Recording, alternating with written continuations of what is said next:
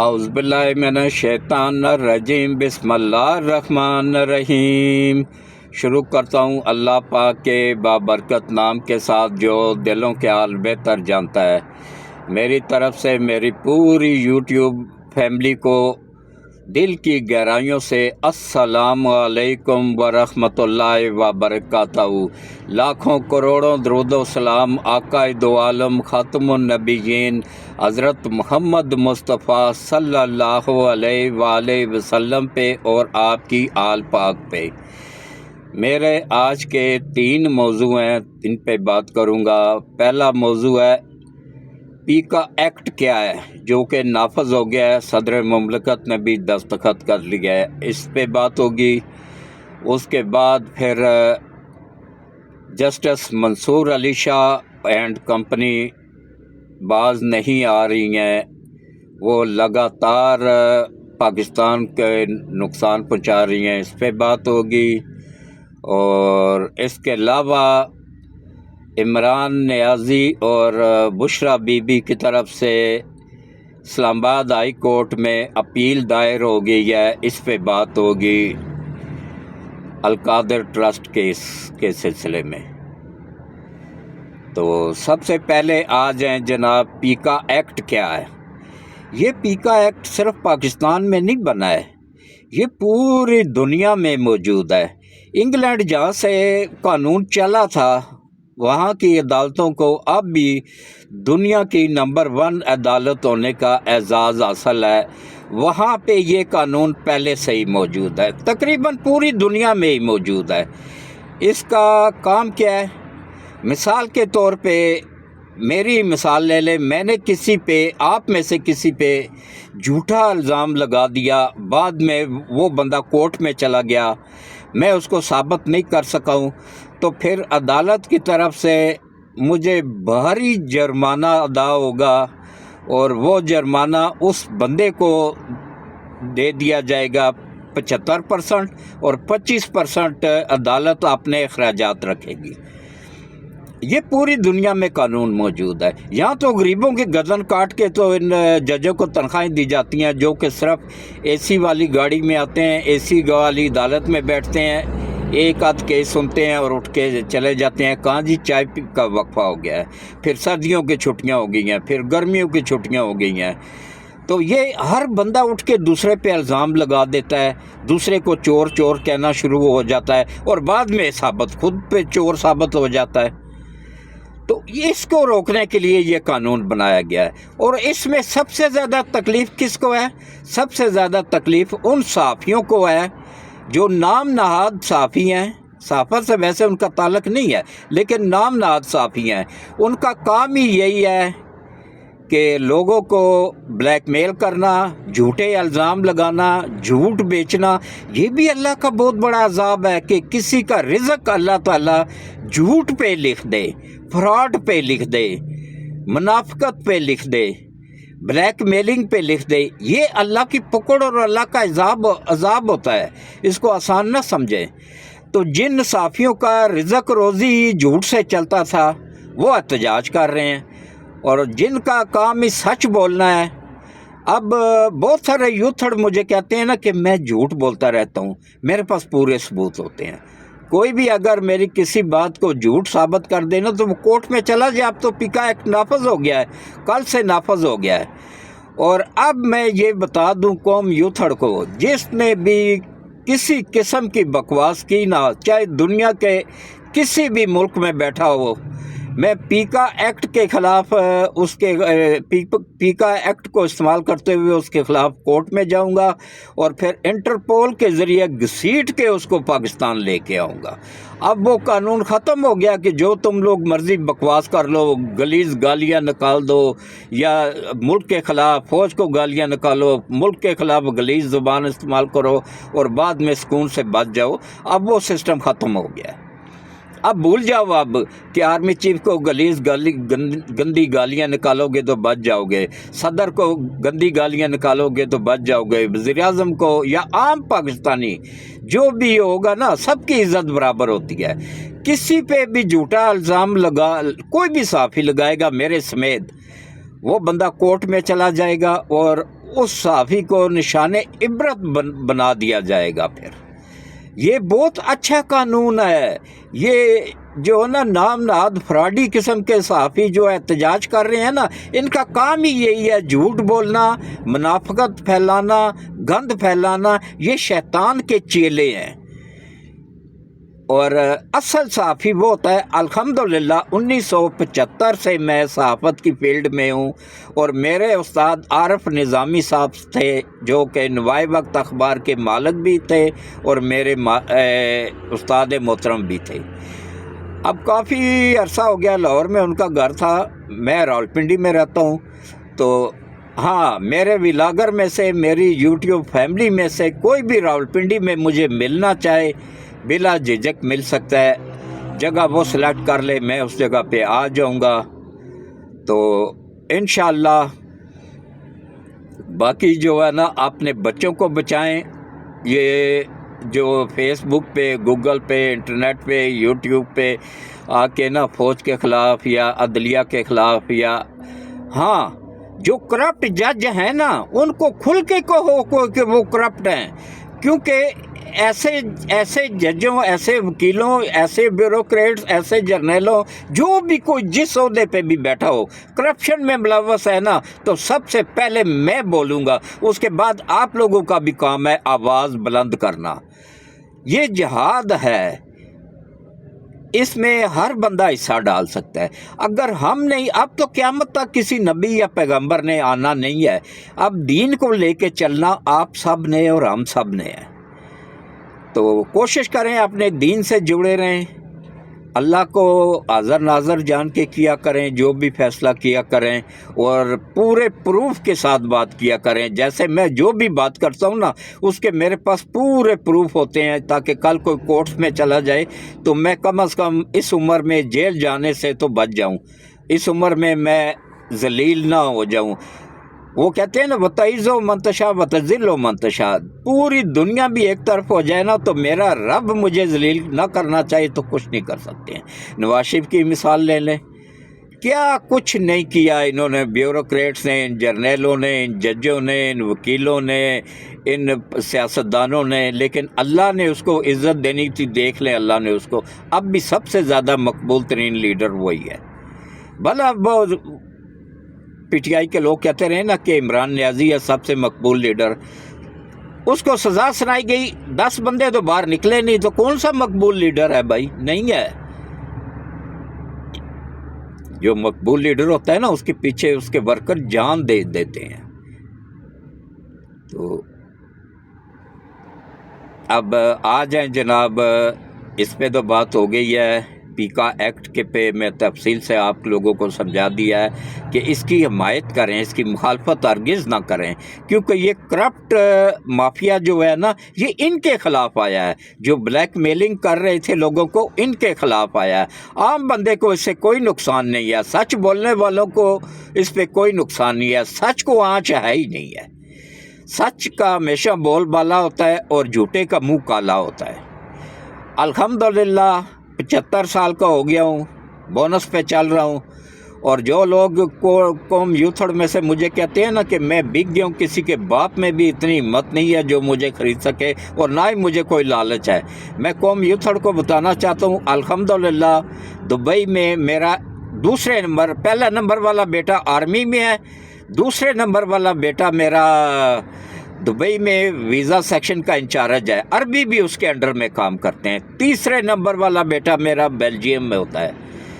चौथे नंबर वाला वो दुबई जापान में बोइंग जहाज़ों का मैकेनिकल इंजीनियर था, अल्लाह उसको जन्नत नसीब करे, वो फौत हो गया है। तो सब बच्चों की मेरी शादियां हो चुकी हुई हैं अल्हम्दुलिल्लाह। मेरी रावलपिंडी में दुकान भी है जापान इलेक्ट्रॉनिक्स के नाम से, जो कि 1980 से चल रही है। अल्लाह ताला बेहतरीन रिज़्क़ दे रहा है। ग्री के एसियों की एजेंसी है मेरे पास, पूरे पाकिस्तान को ग्री के एसी में सप्लाई करता हूँ। तो मुझे क्या ज़रूरत है इस उम्र में, 75 साल की उम्र में बिकने की, या किसी के बाप, किसी यूथड़ के बाप में या इसके दादे में भी हिम्मत है जो मुझे ख़रीद सके।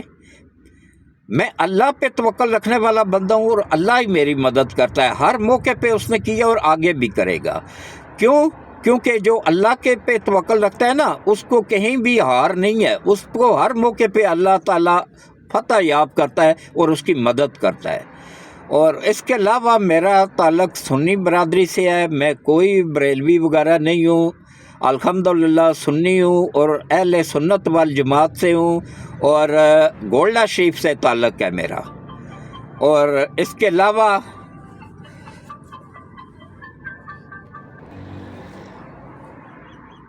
تو باقی دیکھیں، جہاں تک بات ہے نا کہ حق سچ کی، تو ہمیشہ حق سچ کا ساتھ دیں، سچ بولیں، سچ کو آنچ نہیں ہے، ایک جھوٹ کو چھپانے کے لیے 1000 جھوٹ بولنا پڑ جاتا ہے۔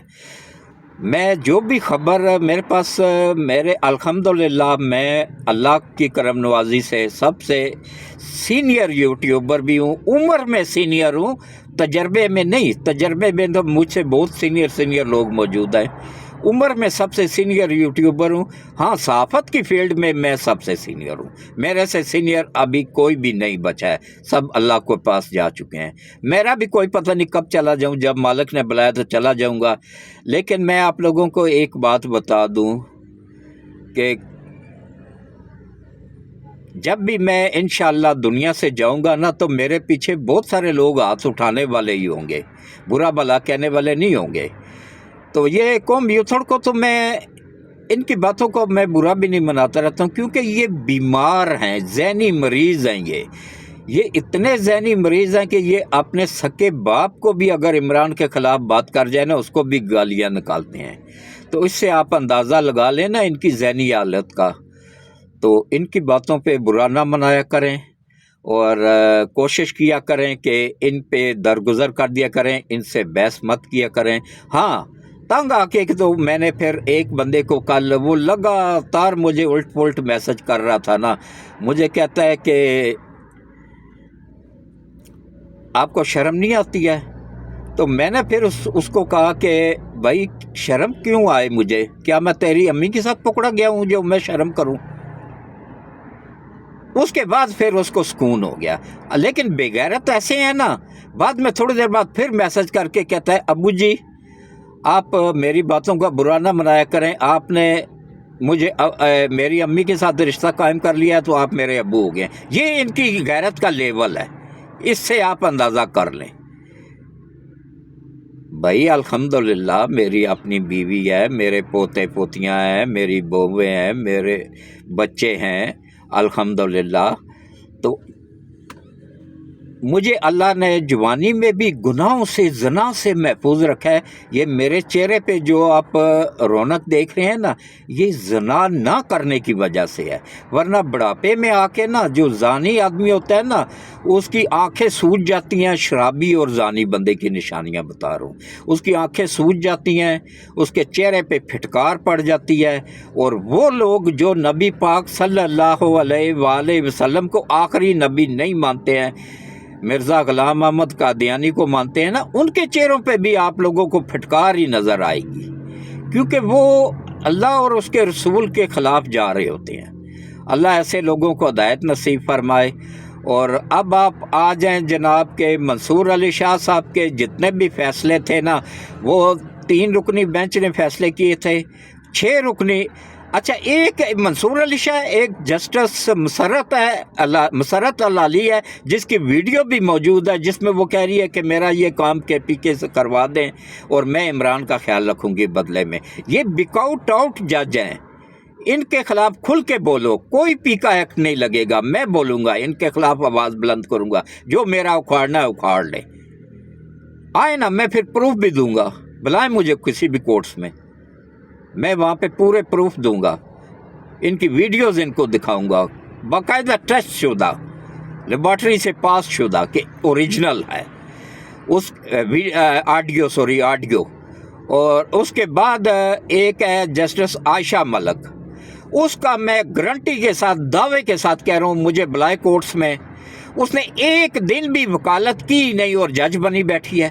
حالانکہ جج بننے کے لیے یہ ہوتا ہے کہ پہلے وکیل بننا پڑتا ہے، کافی عرصہ وکالت کرنے کے بعد پھر جج کے عہدے پہ بندہ پہنچتا. وہ ایک دن بھی نہیں گئی. ہاں ایک لا کالج اس کے شوہر کا تھا, اس لا کالج میں وہ چائے وغیرہ یہ نائب قاصد کے طور پہ کام کر رہی تھی. بعد میں الیک سلیک ہو گئی اس مالک سے, تو اس نے اس کے ساتھ شادی کر لی, اور اسی نے پھر فیض حمید کو کہہ کے تو اس کو جج لگوا دیا تھا. یہ ان کی اصلیت یہ ہے جو میں صرف عوام کے سامنے کھول کے رکھتا ہوں, باقی سب ڈرتے ہیں ان سے. تو میں 75 سال کا ہو گیا ہوں, بونس پہ چل رہا ہوں, جو رات قبر میں ہے باہر تو ہو نہیں سکتی ہے.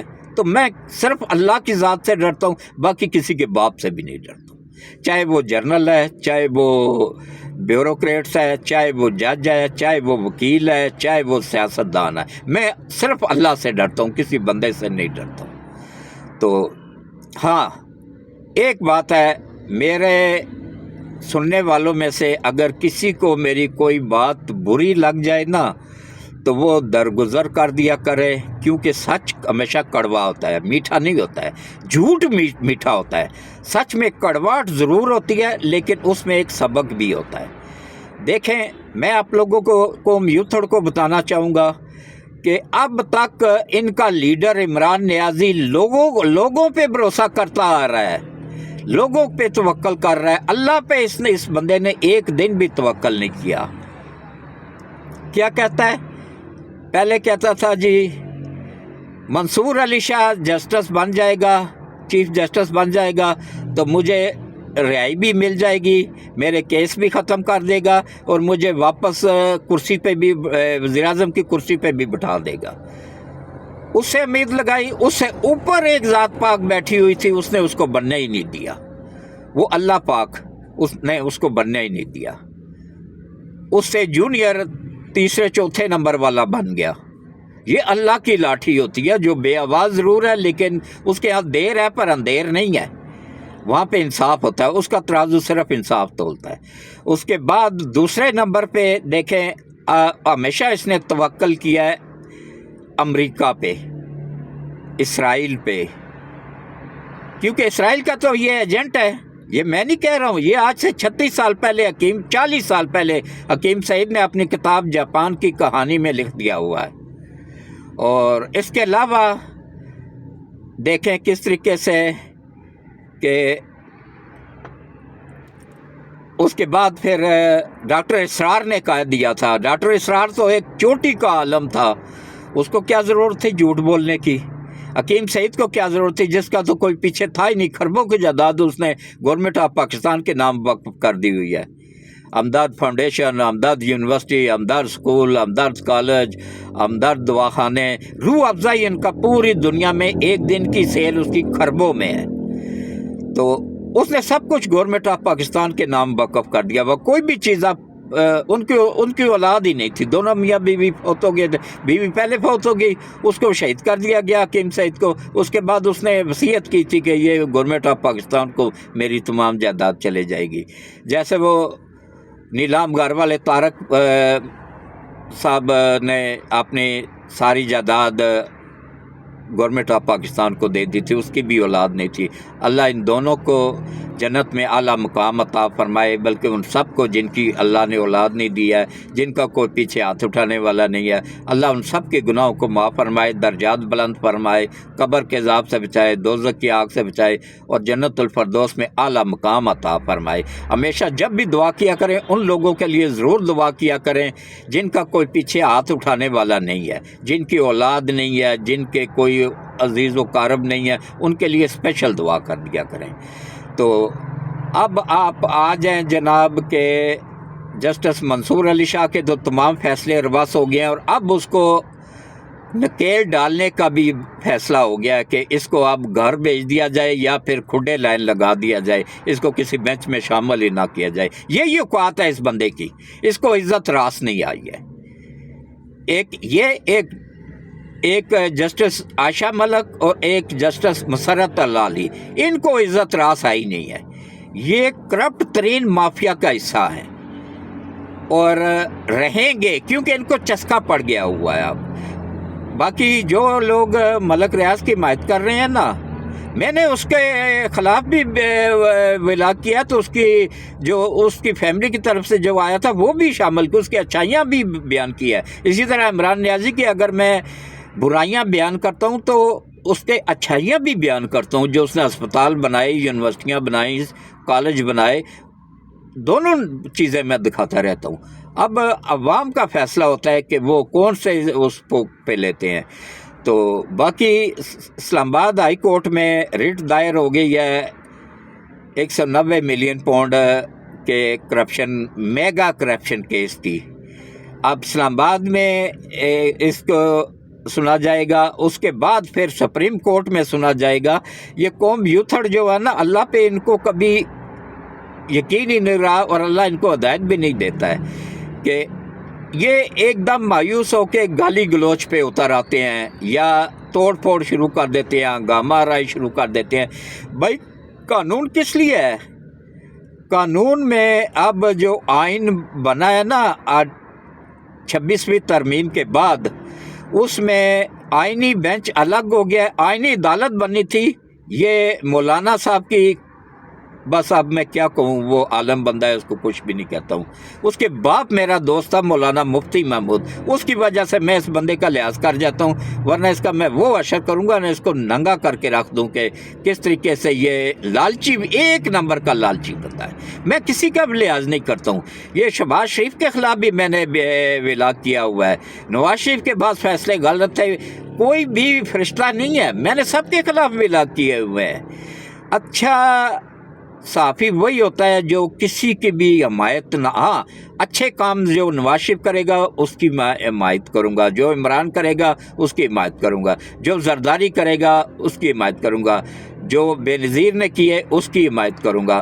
اچھائی اور برائی دونوں دکھانی چاہیے، صرف ایک چہرہ، ایک حصہ نہیں دکھانا چاہیے، دونوں دکھانے چاہیے۔ آگے عوام کی مرضی، عوام کو سامنے کھول کے بے نقاب کرنا میرے جیسے صحافیوں کا کام ہے، سینئر صحافیوں کا، سچ دکھانا اور چھپے ہوئے لوگوں کو بے نقاب کرنا۔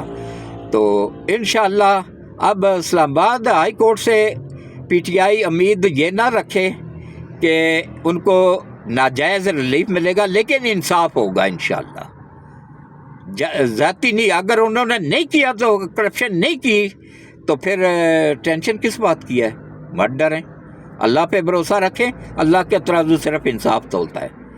تو باقی جہاں تک ہے نا سوال کہ اس ملک کا، تو یہ دیکھیں یہ چاروں طرف سے عالمی طاقتوں نے اس کو گھیرے میں لیا ہوا ہے پہلے، لیکن اللہ کی مدد حاصل ہے اس ملک کو۔ پہلے دیکھیں افغانیوں کو ہمارے اوپر لا کے بٹھایا گیا، ان کو اللہ کی مدد سے ہم نے شکست دی۔ اس کے بعد انڈیا کو لایا گیا، انڈیا بہت پیچھے رہ گیا، اب الحمدللہ ہم انڈیا کو پیچھے چھوڑ کے بہت آگے بڑھ چکے ہیں۔ اس کے بعد دیکھیں پوری دنیا میں تیسرے نمبر پہ پاکستان کی ایئر فورس آ گئی ہے۔ پہلے نمبر پہ ہے امریکہ کی ایئر فورس، دوسرے نمبر پہ ہے چین کی ایئر فورس، تیسرے نمبر پہ پاکستان کی ایئر فورس آ گئی ہے۔ یہ اللہ کی مدد سے ہوا ہے۔ اور باقی آپ لوگوں کو میں ایک بات اور بھی بتا دوں کہ یہ جو جے ایف تھنڈر جہاز بن رہے ہیں یا یہ بڑے بڑے پروجیکٹ بن رہے ہیں نا، یہ سب نواز شریف کا کارنامہ ہے، اسی لیے میں اس کی تعریف کرتا رہتا ہوں جو یوتھڑوں کو بری لگتی ہے۔ بھائی عمران نیازی نے بھی اگر اپنی دورہ حکومت میں 13 سال سے کے پی کے میں حکومت کر رہے ہیں، وہاں پہ کرپشن کا برا حال ہے۔ اب کیا ہو رہا ہے؟ اب میری بات یہ لکھ لیں، اسی ہفتے کے اندر انہوں نے علی امین گنڈا پور کو اتار کے اس کی جگہ پہ نیا وزیر اعلیٰ لگانا ہے، اور وہ ہوگا سپیکر کے پی کے اسمبلی، کیونکہ اس کا طے ہو چکا ہے، 2 ارب بیانہ بھی اس نے دے دیا ہوا ہے، اسی نے ہی لگنا ہے، اسی نے ہی بننا ہے۔ میں لکھ کے دینے کو تیار ہوں، یوتھڑ قوم لکھ کے رکھ لے، یہ میری بات یہ سیو کر کے ویڈیو رکھ لے۔ اللہ کی ذات پاک سے انشاءاللہ اللہ مجھے سچا ثابت کرے گا، تو اللہ کی طرف سے اگر کوئی ہو جائے معجزہ تو اس کی میں نہیں کہتا ہوں، ورنہ بنے گا یہی، اس کی آپ چھٹی سمجھیں۔ اور ایک اور بات بھی بتا دوں، ابھی چند دنوں میں دیکھیے گا یہی برگیڈ، یوتھیا برگیڈ جو ہے نا، اس کو گلیز ننگی گالیاں نکالنا شروع کر دے گا۔ یہ پہلے باپ بناتے ہیں، بعد میں اسی کو ننگا کر کے غلیظ گالیاں دینا شروع ہو جاتے ہیں، چاہے وہ باجوہ ہو، پہلے ابو جی بنایا، بعد میں اس کو گالیاں دے دی۔ ہاں، میری آرمی چیف سے ایک ریکویسٹ بھی ہے کہ جنرل پاشا اور جنرل ظہیر الاسلام جو اس پروجیکٹ کو پاکستان کو تباہ کرنے کے سب سے بڑے کردار ہیں، ان کو بھی قانون کے کٹہرے میں لایا جائے، ان کو بھی سب سے پہلے لایا جائے۔ پھر جتنے بھی غدار ہیں نا، چاہے وہ جرنیل ہیں، چاہے وہ سیاستدان ہیں، چاہے وہ جج ہیں، چاہے وہ وکیل ہیں، ثاقب ناصور سمیت، بندیال سمیت، سب کو، کور کمانڈر لاہور سمیت سب کو قانون کے دائرے میں لایا جائے۔ یہ نہیں ہوگا کہ غریبوں کے بچے تو جیلوں میں سڑ رہے ہیں اور امیر لوگوں کے بچے ضمانتوں پہ باہر پھر رہے ہیں، یہ نہیں ہوگا، دوغلا قانون نہیں ہوگا۔ انصاف ہوگا تو سب کے ساتھ ہوگا۔ اسی لیے میں کہتا ہوں نا کہ وہ آرمی کورٹ سب سے بہتر ہے، یہ ان ٹاؤٹ ججوں سے کم از کم بہتر ہیں، جو کہ پیسے لے کے شہباز گل کو باہر کس نے بھجوایا؟ وہ تو سی آئی اے کا بندہ، ایجنٹ ہے سی آئی اے کا، کنفرم رپورٹ دے رہا ہوں، وہ سی آئی اے سے سیلری لیتا ہے۔ اسی طرح عادل راجہ ہے، وہ را کا ایجنٹ ہے، موساد کا ایجنٹ ہے، ان سے سیلریاں وصول کرتا ہے، پیسہ لیتا ہے۔ اسی طرح مہدی ہے ایک، وہ بھی آرمی سے ہی ریٹائرڈ ہے، وہ بھی نامناد صحافی بنا، باہر ملک بیٹھا ہوا صحافی کے روپ میں ملک پہ اور پاکستان آرمی پہ بھونک رہا ہوتا ہے۔ یہ بھی، یہ را کے، موساد کے اور سی آئی اے کے ایجنٹ ہیں، وہاں سے ان کو سیلریاں ملتی ہیں، یہ انہی کے لیے کام کر رہے ہیں۔ جبران ریاض ہے، یہ بھی ان کے لیے ہی کام کر رہا ہے، جس کا تعلق پی ٹی آئی سے ہے۔ یہ سب کے سب ایک ٹولہ ہے، پورا گروپ ہے۔